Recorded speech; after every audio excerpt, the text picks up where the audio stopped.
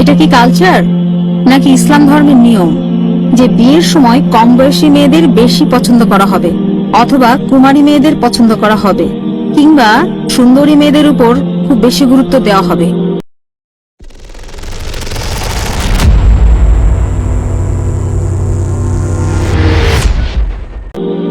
বোন প্রশ্ন করলেন যে এটা কি ইসলামের কালচার, এটা কি ইসলামে গ্রহণযোগ্য যে বয়স্ক মহিলার তুলনায় কম বয়সী মহিলাকে বিয়ে করা, গড়পড়তা চেহারার বদলে সুন্দরী মেয়েকে বিয়ে করা, অথবা গরিবের বদলে ধনী মহিলা, এটা কি ভালো? এটা মুবাহ।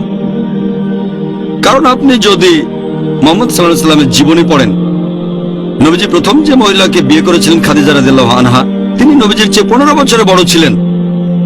নবীজির বয়স তখন 25 বছর, হযরত খাদিজার তখন 40 বছর বয়স।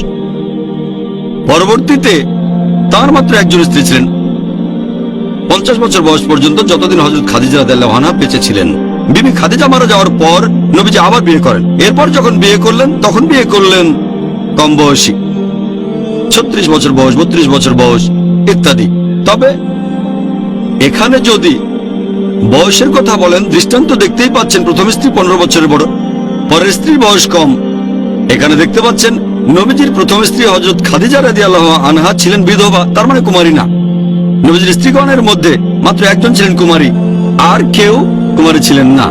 হয় ছিলেন বিধবা অথবা তালাকপ্রাপ্তা। তার মানে এমন না যে কুমারী না এমন কাউকে বিয়ে করা সুন্নত। তবে নবীজি তার জীবনে আমাদের জন্য অনেক দৃষ্টান্ত রেখে গেছেন। ধনী খাদিজা রাদিয়াল্লাহু আনহা অনেক ধনী ছিলেন, অন্যান্য যাদের বিয়ে করেছিলেন তাদের অনেকেই গরিব ছিলেন।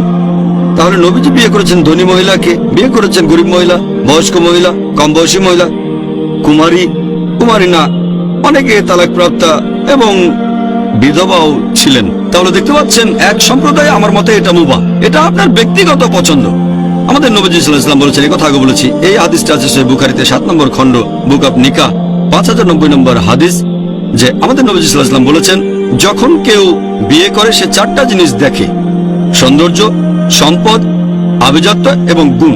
এগুলোর মধ্যে সেরা হচ্ছে গুণ। কেউ যদি সৌন্দর্য দেখে সেটা হারাম না, কেউ কম বয়সী স্ত্রী চাইলে সেটাও হারাম না, কেউ সম্পদশালী স্ত্রী চাইলে এটাও হারাম না, অভিজাত পরিবারের স্ত্রী চাওয়াটাও হারাম না। তবে এগুলোর মধ্যে গুণ হচ্ছে সেরা, গুণের উপর গুরুত্ব সবচেয়ে বেশি। যদি এমন কোন গুণবতী মেয়ে পান যে কম সুন্দরী, এখানে সৌন্দর্যের চেয়ে গুণের উপরেই বেশি গুরুত্ব দেবেন। তাহলে গুণবতী কম সুন্দরী স্ত্রী সুন্দরী আর কম গুণের স্ত্রীর চেয়ে ভালো, গুণের উপরই গুরুত্বটা সবচেয়ে বেশি।